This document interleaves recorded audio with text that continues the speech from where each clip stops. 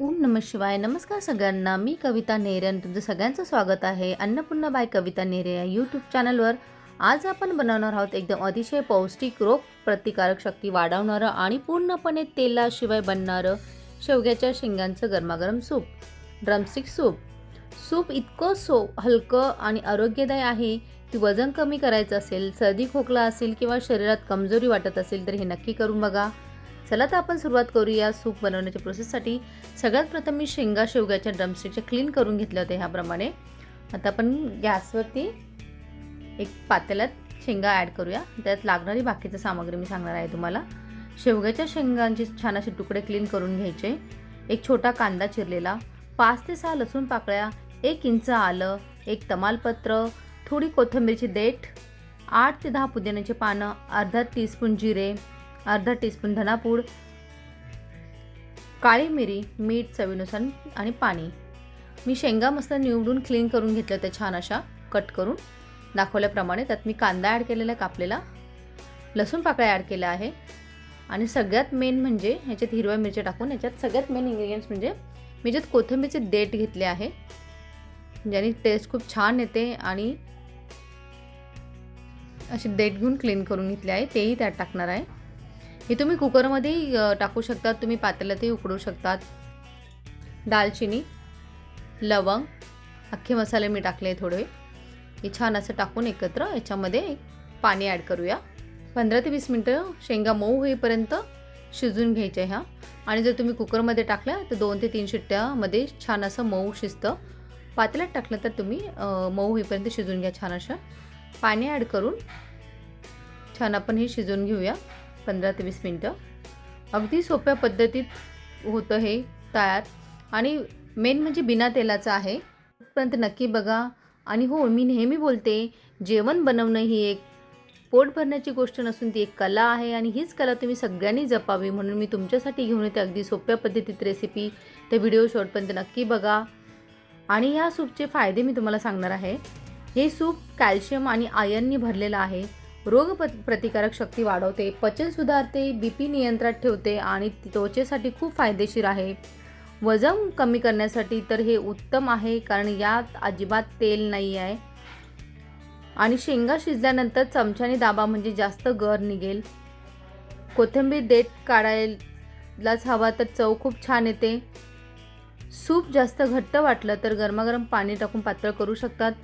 तर मी तुम्हाला 2 ट्रिक सांगणार आहे. तुम्ही चमच्याने ह्या शेंगांचं गर काढू शकतात. तुम्ही ॲज इट इज याच्यातले मिक्सी ग्राइंडमध्ये टाकून तुम्ही ते ग्राइंड करू शकतात आणि चाळणीमध्ये तुम्ही स्ट्रेट करू शकतात. आणि हो, याच्यातले अख्खे मसाले आपण जे टाकले होते ते काढून टाकायचे आणि थंड होण्यासाठी ठेवून द्यायचं. थंड झालं की हे तुम्ही मिक्सीमध्ये टाकून किंवा शेंगांचं तुम्ही चमच्याने गर काढूनही घेऊ शकतात. तुम्ही डायरेक्ट मिक्सीमध्ये टाकू शकतात. थंड झालं का मिक्सीच्या जारमध्ये तुम्ही करून घ्या. याच्यामध्ये आपण मिंट म्हणजे पुदिना आणि कोथिंबीर टाकून छान असं ग्राइंड करून घेणार आहोत. थंड झाल्यावर हे छान ग्राइंड करून घेतलं की तुम्ही चाळणीमध्ये ते छान असं गाळून घ्या. आपलं हे सूप ऑलमोस्ट तयार आहे. आणि हो, काही टिप्स मला सांगत आहे. शेंगा ताज्या आणि हिरव्या घ्या. जुन्या शेंगात तंतू जास्त असतात. शिजल्यानंतर चमच्याने शेंगा दाबा म्हणजे जास्तीत जास्त गरम सूप येतो. कोथिंबीरची देठ नक्की घाला. चव आणि सुगंध दोन्ही अप्रतिम लागतं. पुदिना कमीच घाला, जास्त घातल्यास कडवटपणा येऊ शकतो. मिक्सरमध्ये वाटण्यापूर्वी तमालपत्र काढून टाका, अख्खे मसाले काढून टाका. सूप गाळताना उरलेला लगदा पुन्हा थोड्या पाण्यासोबत दाबून गाळून घ्या. पौष्टिकता वाया जात नाही. सूप जास्त घट्ट वाटल्यास गरम पाणी घालून हवी तशी पातळसर करा. शेवटी वरून थोडी ताजी मिरी पूड टाकली की चवदार छान वाटते. हे सूप गरम गरम प्या. थंड झाल्यावर चव कमी होते. संध्या किंवा रात्री प्यायलाच पचनाला जास्त फायदेशीर आहे. सर्दी खोकला असेल तर थोडं जास्त आलं आणि मिरी घालू शकतात. मीठ शेवटी चव पाहूनच घाला. छान आपलं हे ग्राइंड करून आपण गाळून घेतलं आहे. ते एका पातेल्यात परत आपण गरम करणार आहोत. छान असं आपलं हे सूप तयार आहे आणि अगदी कमी वेळात होतं आणि छान लागतं आणि खूप हेल्दी आहे. आणि सांगितल्याप्रमाणे आपलं हे छान आपलं उकळी आलं की त्याच्यामध्ये ब्लॅक पेपरची पावडर टाकूया. आणि शेंगा 10 ते 15 मिनटं पाण्यात भिजवून मग शिजवलं तर मऊ लवकर होतात. मी क्रश करून ठेवली ती काळी मिरीची पावडर, ब्लॅक पेपर पावडर ती ॲड केली आहे त्याच्यामध्ये. आणि याच्यामध्ये मी थोडंसं धना जिरा पावडर परत टाकणार आहे वरून. छान टेस्ट येते. आपले हे हेल्दी सूप ऑलमोस्ट तयार आहे. जर तुम्हाला मिक्सरमध्ये नसेल टाकायचं शिजलेल्या शेंगा तर तुम्ही काट्याने रवीने चांगला कुस्करून गाळून घ्या. सूप शिजवताना झाकण अर्धे ठेवले तर रंग आणि चव छान लागते. सांगितल्याप्रमाणे मीठ शेवटीच ॲड करायचं छान असं चवीप्रमाणे आणि छान उकळी येऊ द्यायची आणि गरमागरम हे सूप आपलं रेडी आहे. आणि वरून थोडासा लिंबाचा रस टाकूया, त्याने एक वेगळीच टेस्ट येते. मुलांसाठी बनवत असाल तर मिरी कमी घाला. वृद्ध व्यक्तींना देताना सूप थोडे पातळ ठेवा. हवे असल्यास शेवटी थोडा लिंबू रस घालू शकतात, जसं मी टाकला, ज्यांनी आयर्नला शोषणाला मदत होते. आठवड्यातून 2 ते 3 वेळा सूप घेतल्यास जास्त फायदेशीर.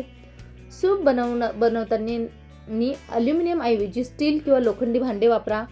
आणि याचे आणखीन फायदे मी तुम्हाला सांगते. रक्तातील हिमोग्लोबिन वाढवण्यास मदत होते. सांधेदुखी हाडांसाठी उपयुक्त आहे. डायबिटीज नियंत्रणात मदत. शरीरातली सूज कमी करण्यास मदत. लिव्हर डिटॉक्ससाठी फायदेशीर. थकवा आणि अशक्तपणा कमी करतो. पचन सुधारण्यात, बद्धकोष्ठता कमी करतो. केस गळती कमी होणे, केस मजबूत होतात. त्वचेला नैसर्गिक चमक येते. आणि हो, मोरिंगाबाबत नरेंद्र मोदीजींनीही काही उल्लेख केलेला आहे त्यांच्या व्हिडिओमध्ये. आपले पंतप्रधान नरेंद्र मोदी जी देखील आपल्या आहारात मोरिंगाचा समावेश करतात, असे त्यांनी अनेक वेळा मुलाखतीमध्ये सांगितलेलं आहे. मोरिंगाच्या पानांचा, शेंगांचा उपयोग आरोग्यासाठी किती महत्त्वाचा आहे यावर त्यांनी भर दिला आहे. त्यामुळे आपल्या रोजच्या आहारात मोरिंगा, शेवगाच्या शेंगा यांचा समावेश नक्की करा. खूप फायदेशीर ठरते. तर फ्रेंड्स, आपले हे सूप कॅल्शियम आणि आयर्नने भरलेलं रोगप्रतिकारक शक्ती वाढवते, पचन सुधारते, बीपी नियंत्रणात ठेवते आणि त्वचेसाठी खूप फायदेशीर आहे. वजन कमी करण्यासाठी उत्तम आहे, कारण यात अजिबात तेलाचा समावेश नाही. तर अशी ही आपली सोपी, घरगुती आणि औषधी शेवग्याच्या शेंगाचं सूप रेसिपी तयार आहे. ही रेसिपी तुम्हाला आवडली असेल तर व्हिडिओला लाईक करा, शेअर करा आणि नवीन असाल तर सबस्क्राईब करायला विसरू नका. पुन्हा भेटूया अशाच आरोग्यदायी रेसिपीसोबत. तोपर्यंत धन्यवाद.